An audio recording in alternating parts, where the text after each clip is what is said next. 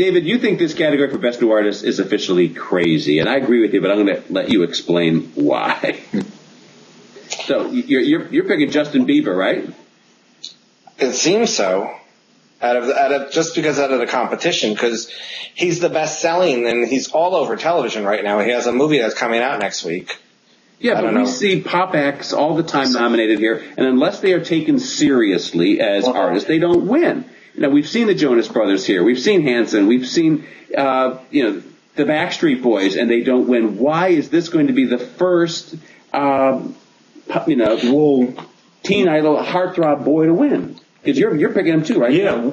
Well, one thing, Bieber managed to get nominated for Best Pop Vocal Album, and that's something that not many of us expected. And he's been campaigning extremely hard. He's been doing guest spots on TV shows. He has a movie coming out. Yeah, the Jonas Brothers, and that didn't help them at all. I think their movie flopped though. This one's this one of course is going to win the. I think it's the competition. It's going to be like 50 million opening weekend though. What? I think it's the competition though. Florence and the Machine only has this nomination. That we probably should be talking about them more, but they only have one nomination, and that's only happened twice in the past 20 years. It happened 10 years ago with Shelby Lynn, and 20 years before that with Milli Vanilli. We know what happened with that. Right. Not to compare the two, but and then there's Mumford and Sons. Yes, and a foreign rock pop act has not won since the 80s with Men at Work or Culture Club, so they would be a first. Right. And I agree that we're just dismissing the rest of these nominees. We're running through them right now. And then there's Esperanza Spalding. No chance, right? No. Yeah, who's unknown. Right. But I think, here, let me make my case for Drake. I think that Drake is among the people who could win here, and I agree that it's just down to Bieber and Drake, he is the only artistically respectable choice here because he's taken seriously by critics and in the industry, but he's also, of course, a great selling star. Justin Bieber is there's a ridiculousness to him. He's this little teeny bopper, and they don't win. But go ahead. He did win the Video Music Award for Best New Artist and the American Music Award for Best New Artist. And if they didn't change the rules this year for Best New Artist, we wouldn't be talking about Drake, even though Drake seems to be the deserving one. Right. The one thing that hurts Drake here is the fact that, once again, voters have a bias against rap here. Yeah, but some bigger name rap solo artists have lost in this category. We've seen it with Puff Daddy in 1997.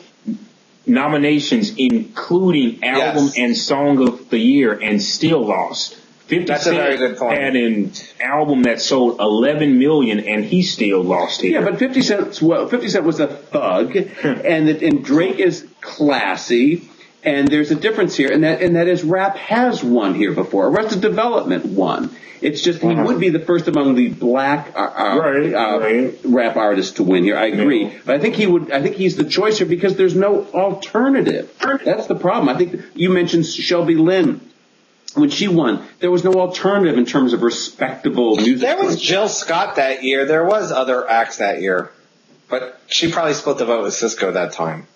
Yeah, but she was considered the highbrow choice, Shelby Lynn was. They like singer-songwriters. Justin Bieber does co-write his stuff. Drake does too. Right. Yeah. But let's turn the tables on our friend Darrin here, who began this Grammy season when nominations came out with an article at Gold Derby saying that Justin Bieber could not win. Right. So, all right. Okay. Let me say, I thought that Yeah, what made you change your mind? Get out of this one, Darrin.